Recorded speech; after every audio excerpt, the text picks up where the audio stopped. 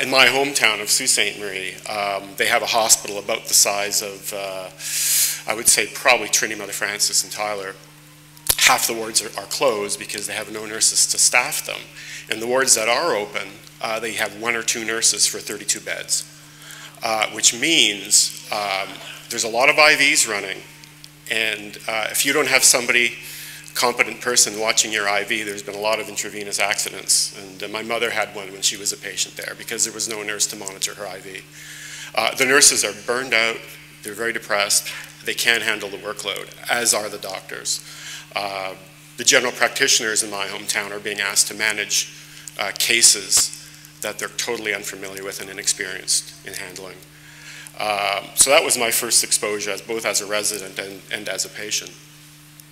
I'm going to talk a little bit about how the Canadian system began, because it's eerily similar to what's going on here today.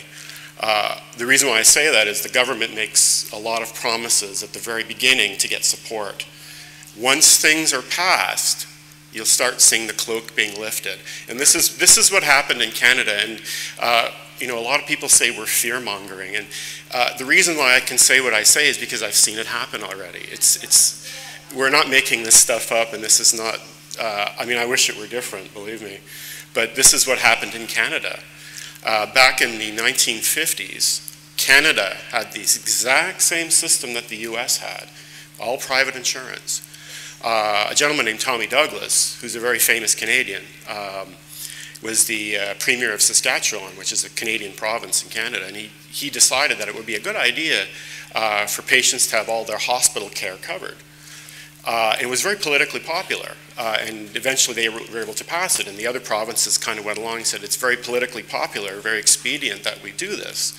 So they passed it too. So what happened was you had hospital care being covered by the government, and then private clinics and private care being paid for by private insurance. And that went along, you know, relatively fine, and about 10 years later, the province of Saskatchewan decided to be also a politically popular idea to have private medical care, everything be covered under the umbrella of the government. And they assured Canadians at the time that it's just going to be a government plan and you have lots of options and you can keep your private insurance. They're basically saying the same things that are being said today. And people believed them. And what happened was they eventually were able to get this passed because it was politically popular. What happened in the late 1960s and 70s is one by one, all the private insurance companies started to go under because the folks were all being covered through the government plan. And the reason why, in a nutshell, was that the insurance companies couldn't compete with the bottomless trough of the Treasury. So they eventually continued to go under and go under. And what happened was eventually 100% of Canadians were under the government plan. And this happened in around the early 70s. In 1984, they actually established the Canadian Medical Act, basically outlining that every Canadian has access to universal coverage regardless of where they live, their age, or what have you.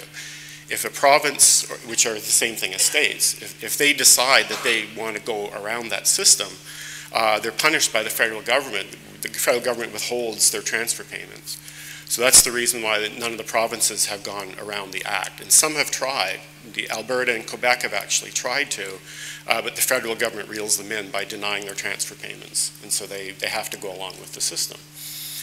So right now in Canada, 100% of folks are covered for all their medically necessary procedures and diagnoses. 70% of Canadians actually have to carry supplemental insurance for things that aren't covered, things like, you know, chiropractors and wellness care and what have you, that the Canadian government deems is not medically necessary.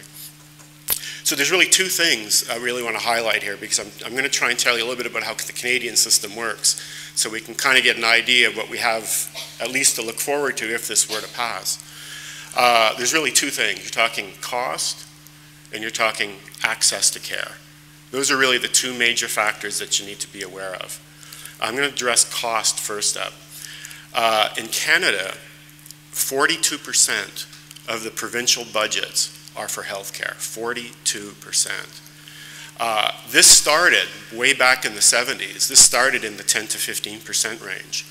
But as medical technology progresses and costs continue to go up, as do state and federal budgets, They're projecting in Canada that the budget is going to go up to over 50% in the next couple of years, and it may actually approach 60 to 70% in the next 15 to 20 years.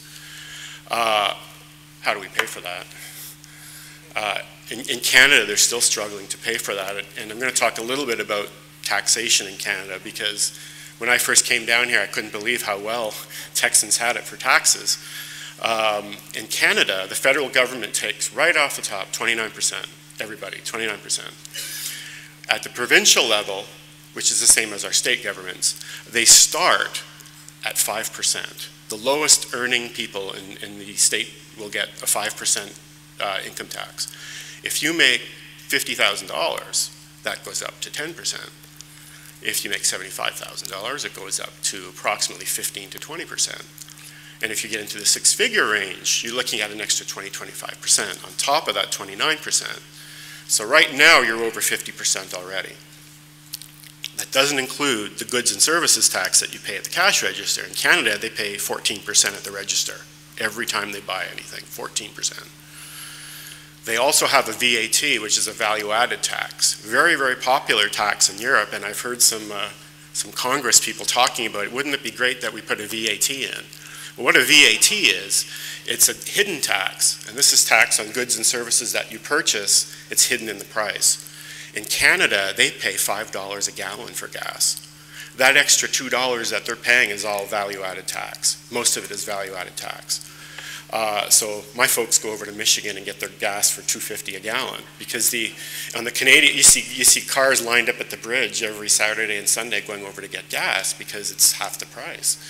And that extra amount that you're paying is the value-added tax. In Europe, that value-added tax is 20%.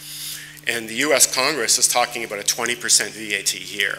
That's actually being debated right now in Congress, a VAT. And that's one of the ways they're talking about paying for the health care is the VAT. Next up, they can't deduct their mortgages on their taxes, which is a big, big deduction here in the US. Can't do that in Canada. They also have sin taxes, which are alcohol, cigarettes. A bottle of alcohol on the American side is about 1/3 of the price on the Canadian side. I bought a 2.4 of Corona for my uncle when I was up there, $65. When we got out to the beach, every Canadian on that beach jumped on that case of Corona because they hadn't had one in 10 years. They drink what they call Laker beer, which is a watered-down version. It's about 3% alcohol, and that's what they drink there because they can't afford to buy Corona. My sister's a practicing pulmonologist up in Canada. I talked to her a couple weeks ago because I wanted to find out what the business taxes were. And she told me that she's registered as a C Corp. And a C Corp, she can take the government tells her how much she can take as salary. They give her a maximum salary she can take, which is taxed at the tax levels that I mentioned. If she goes above that, she pays 50% right off the top. So what Canadians have to do to skirt this is they give themselves what they call dividends, and the government has all these strict rules and regulations about paying yourself dividends. So my sister told me basically all my income is still sitting in the practice. I can't take it out because if I do, I'm paying 50% right off the top. Capital gains taxes are 50% in Canada. Why would you want to invest in the stock market if you have to pay 50% capital gains tax? Who wants to invest in the stock market at 50% tax? So this is how they fund the system in Canada. I mean, they're not only funding healthcare, they're funding other things, but this is the tax system that you would have to look forward to. Isn't that nice? Yeah, I thought so. And as I mentioned earlier, the other way they're thinking of doing it here in the US is by basically gutting Medicare. And they've admitted it. I mean, they've admitted they want $500, $800 billion of cuts in Medicare. It's been freely talked about. And of that percentage, about $200 billion is for Medicare Advantage, which basically will destroy that. So basically what they're doing is they're taking from one hand and putting it in the other. So you have to be aware of that. And the third thing, we've all heard the CBO numbers, and the CBO numbers were quite an eye-opener for all of us when we heard it was $1 trillion over 10 years. What's deceiving about that number, when Medicare was first started in way back, they underestimated the cost of Medicare by a factor of 9. And back in 1993, when they were projecting Medicare for the next 15 years, they underestimated by a factor of 7. So if you think $1 trillion is a lot, it's probably going to be between $7 and $9 trillion, probably, because it's because of the underestimation. The same thing happened in Canada, where the costs were grossly underestimated.